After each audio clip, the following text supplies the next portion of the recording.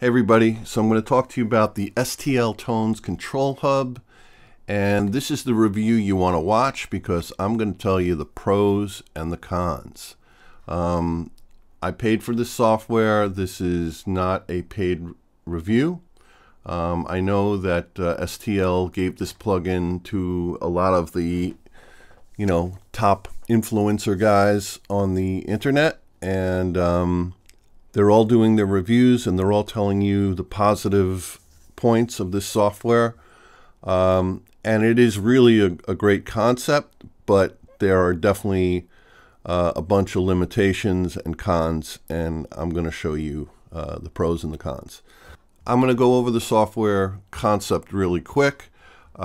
This is a channel strip, okay?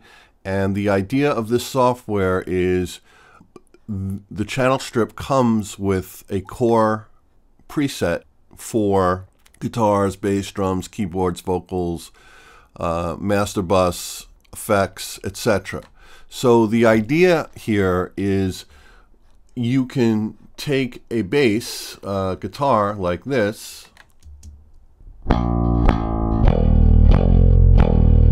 so the idea is you can just take a preset like this, click it, and you'll have a nice bass sound. Now the other thing I did not tell you yet is each one of these modules is like a profile or a model of the device that's being used by the person engineering. So for instance, I have the machine pack. That's the one I got with my purchase. And I started with his bass low end control, and then I tweaked it from there. If you go up here, you'll see that's the name of the preset. Color is just says transformer. Compression is black salt audio low control. Now let's just take a listen. This is what I got. I got a great sound out of this. Let's bypass it so you can hear the difference.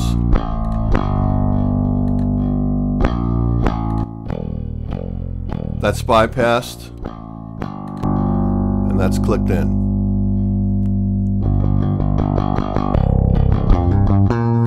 Bypassed and put back in. So you can hear it adds a lot of like low end and compression and really brings it out nice, right? Okay, let's check it out on one of these guitars. All right, so here's the guitar.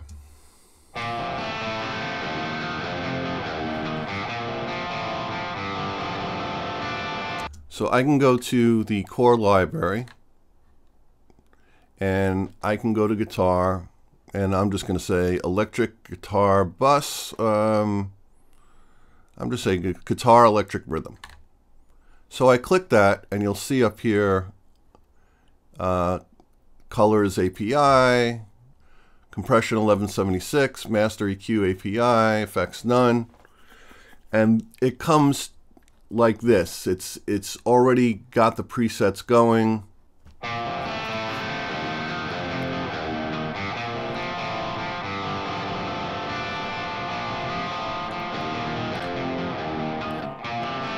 Okay, so this is with the plugin now. Without the plugin, with the plugin. I don't hear much difference. Let's go to machine. Let's hear his guitars. Picky Punch. Let's try that. I like that name. Ooh boy.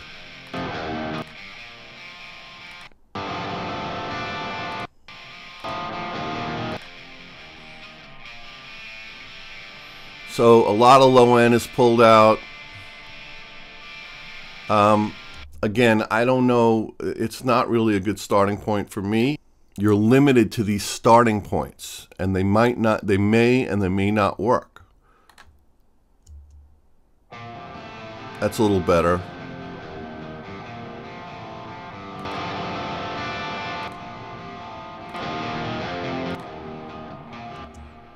All right, don't like that. Let's go rock metal.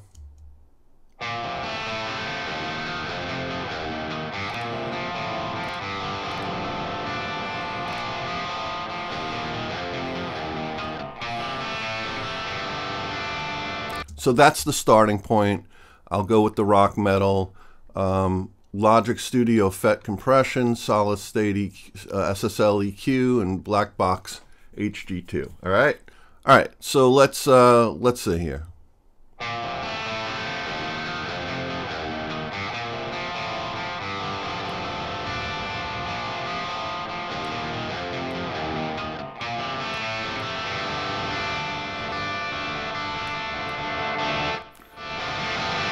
This module, the color module, does a lot of stuff. It gives you tape saturation, tube saturation.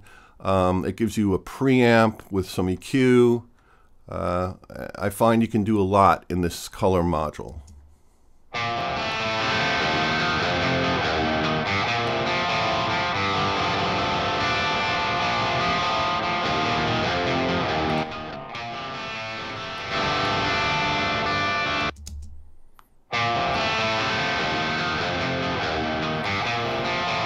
I'm giving it a little bit of compression just to tighten it up a bit. The one thing I do like is that you have a mix knob here, by the way. This is a really cool thing that they put in.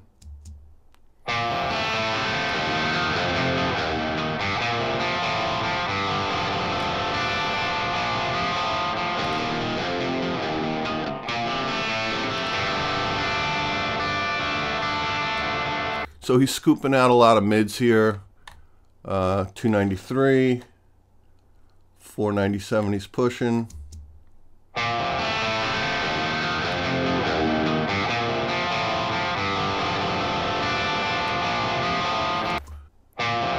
Let's listen to it bypassed.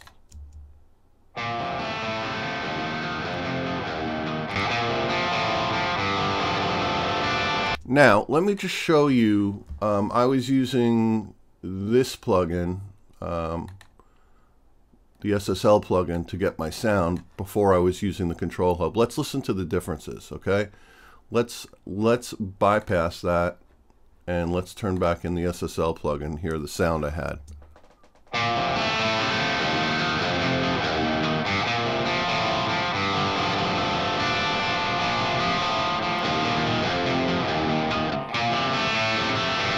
All right, let's bring back up the ControlHub.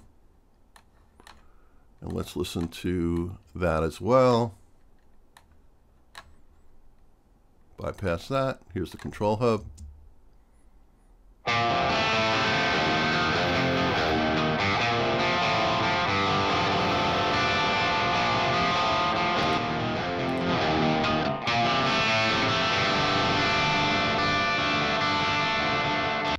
Mine's a little bit brighter. I didn't cut the mids like Machine did.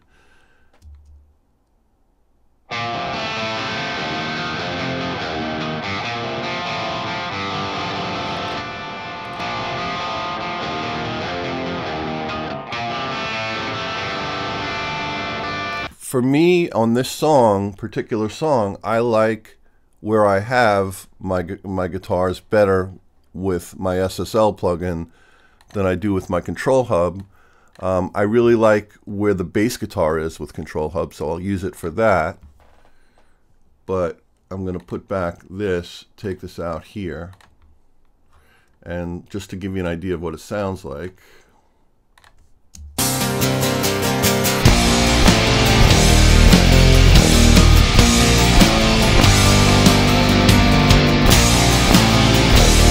So it's a pretty fat guitar sound. Let's check out the acoustic guitars. Here's one of the acoustic guitars. All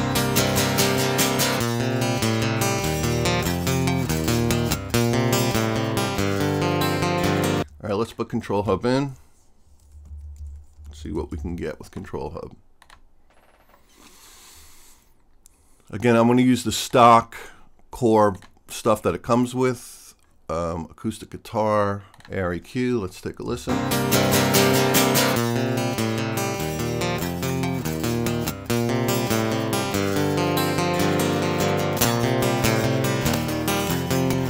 Okay, so let's take a listen. This is bypassed. That's in, so I'm not really hearing much difference there. Let's go to the other ones. Acoustic guitar picking.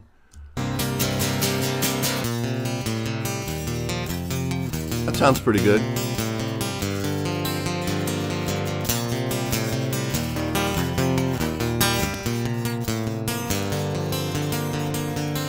let's compare to what I had.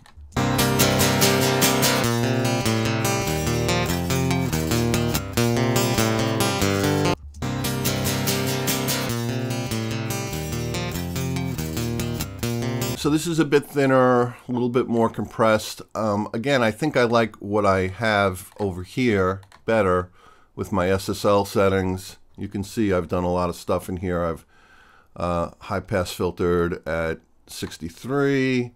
I'm compressing a little bit. I'm giving a little bit of a bell on the high end frequencies, about 11K, and I'm giving again about 4.6K on the other frequencies. A little THD, and let's see what I'm doing on compression. Compression, I am using the Mic DSP C71, which is an 1176, obviously, and I'm very little, minus 3 dB, giving it a little bit more gain. So I'm getting a good sound out of that. And on this guy, on ControlHub 1176, Helios EQ, and a little bit of color. I guess they're doing a little bit of tube saturation, a little bit of tape saturation.